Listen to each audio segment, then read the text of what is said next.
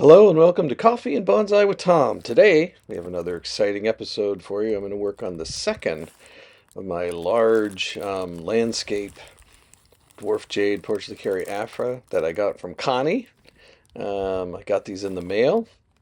She occasionally sells some of this large work.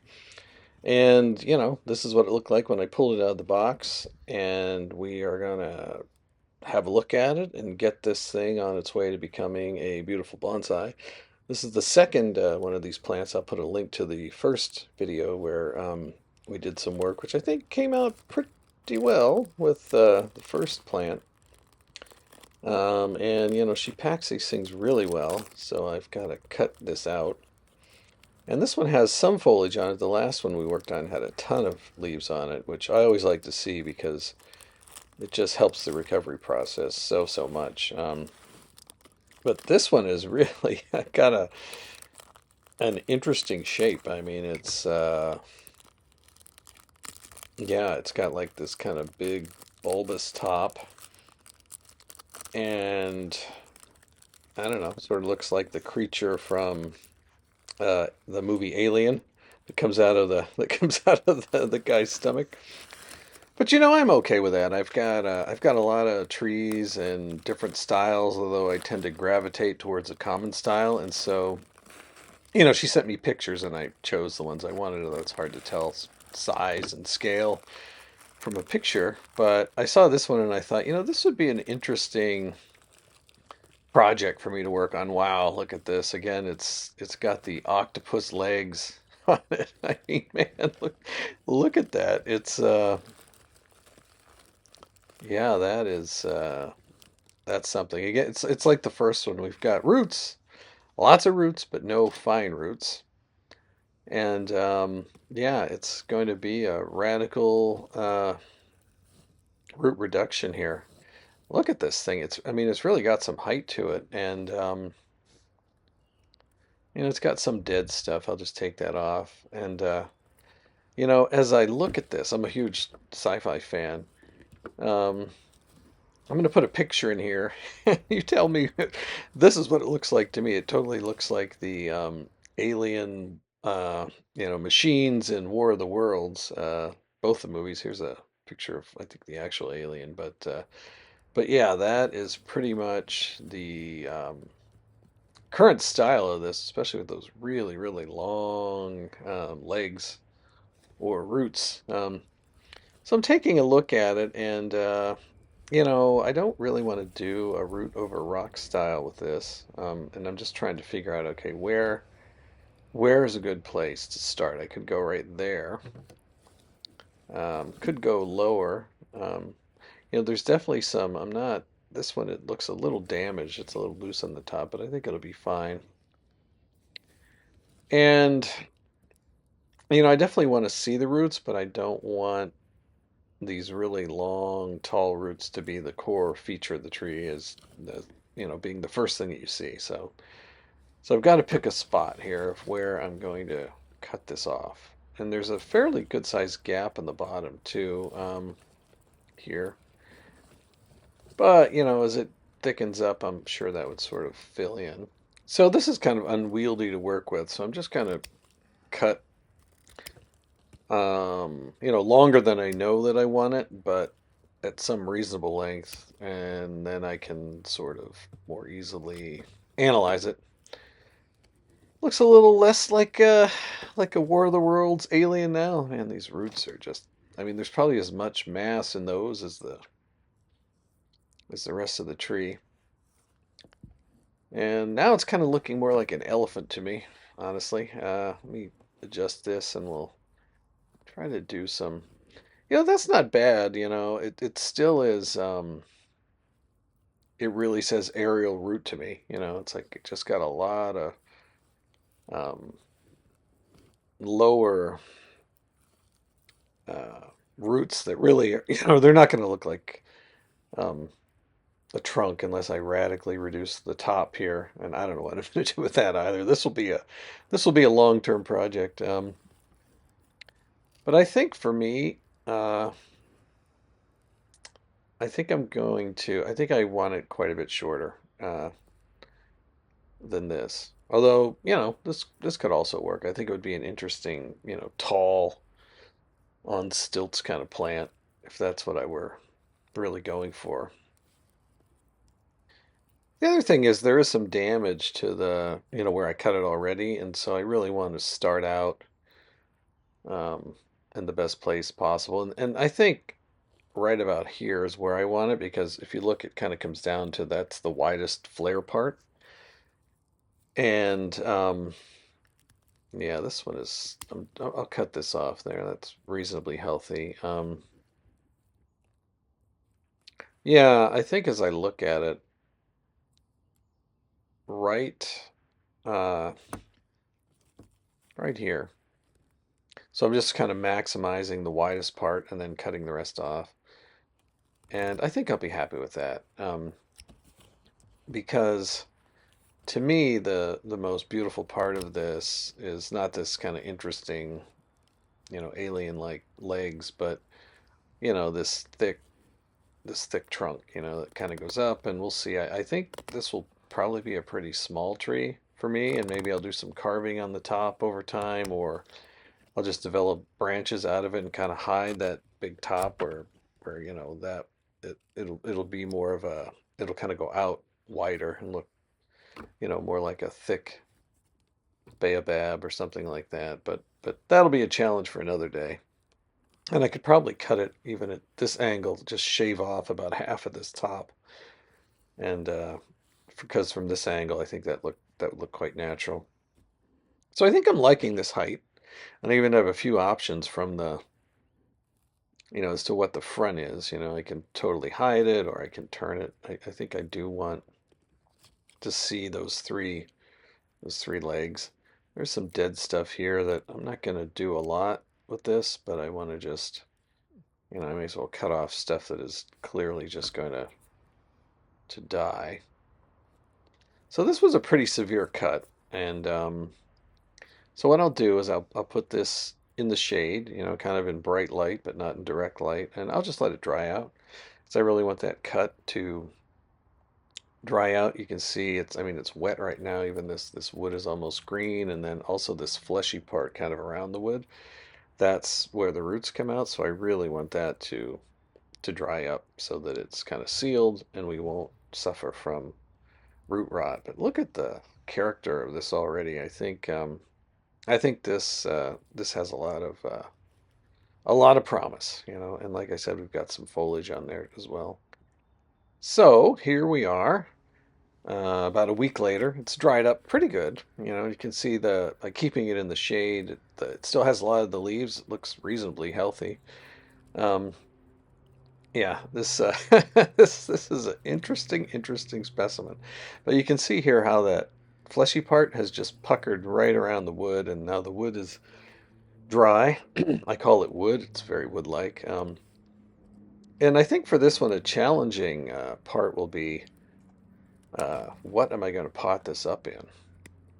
I have an idea we're going to try out. I think such a unusual plant deserves an unusual pot, and I've had this pot for a while that hasn't really worked with anything. I don't even remember where I got it, but here it is. It's a dragon pot, and I think it's about the right size, and I also think that it's kind of unique style.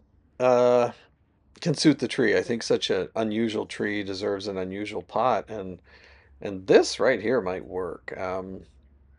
I think it's about the right size. I don't like to overpot these too much. Um, and I think it actually looks pretty good. It's a very interesting pot. It's got a lot of detail on it. I have no idea. Like I said, I don't remember where I got it at this point. But I will prepare the pot and then we will come back here and we'll take a look at it. So yeah, let's bring it in, have a look at it. I've got it all ready. It's this beautiful green color, and it has a lot of neat detail. You can see the dragon. It's got its claws on the right, and it's very three-dimensional. It's a heavy pot. This thing is not going to blow off the bench. And on the bottom, it's glazed on the bottom. Plus, it has a claw coming around the other side, which is kind of interesting. And you can see it's got a tail. Um, it seems like it's very well made. It seems like a high quality pot. I kind of like the feet on it. And yeah, I think this is going to work out well. I've got some wire in there. I'm going to wire this in because it's literally just a stump and I don't want it rolling out of there.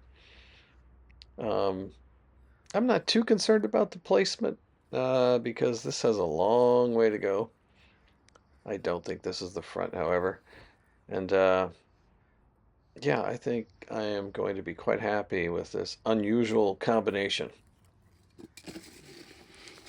So I've got some soil ready. Please add to the comments, let me know. What do you think of my styling of this rough material where I cut it and also the pot and the combination? I love, you know, some interaction in the comment section, either with me or with other viewers, and I'm always curious about some feedback of what people think. I kind of do this to sort of make myself happy, so I don't. Um, I mean, obviously, I consider, well, what are people generally going to think about this? I'm going to use some rocks to, you know, kind of put in here as well. So I have a base level of soil, and I'm just going to stick these in here to sort of hold it from kind of rolling out the back. Because I can go pretty high with it because I've got I've still got a lot of root down there. And I found these Portulacaria don't seem to mind reaching out for the moisture. And I think that looks pretty good. But maybe this is a good thought for the day early. I kind of do this for myself. I don't I care what people think. I don't want people to be oh yeah, we'll definitely do some shaving on this top. Maybe a bit more forward. Um, But I definitely, I love the interaction and the critique and the discussion. But at the end of the day, I'm the one that has to look at this thing every day, multiple times a day, usually for decades. So, I'm the primary audience. And, I haven't sold any of these yet. Maybe I'd be more concerned about that. I'm thinking about it because I just have so many. I feel like I would do a better job caring for the ones that truly make my brain sparkle and make me super happy versus some others that I'm basically just taking care of. So we'll see. I may do that, but I haven't sold anything yet. I've given a lot of stuff away. um, but I think this is a pretty good placement. I'm going to try to, I don't like seeing the wire so much. Again, I have to look at it every day. So I'm going to try to get this wire in here in a way that is not kind of eye grabbing. And I think that looks pretty good. Pretty good placement. Yeah, I think I really need to wire this one in because it's pretty top heavy and kind of it's chunky at the top for sure. Good wind might knock it over.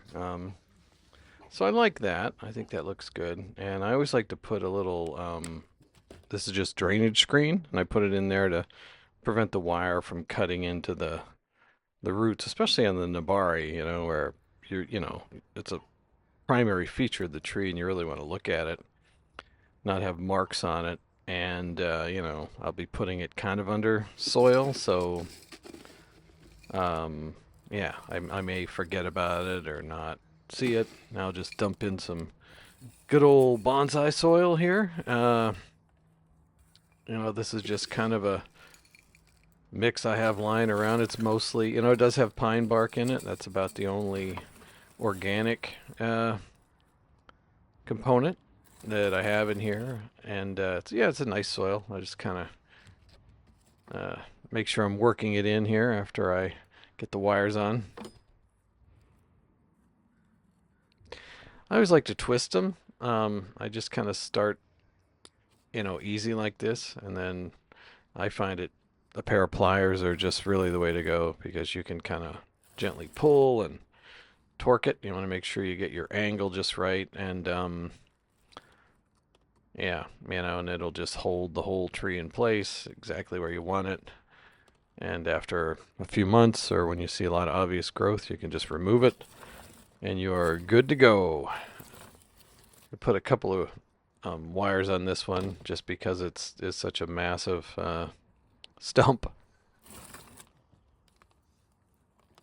You can really see from the back here it's kind of odd looking, which I don't know, maybe that'll be a feature or something we have to fix.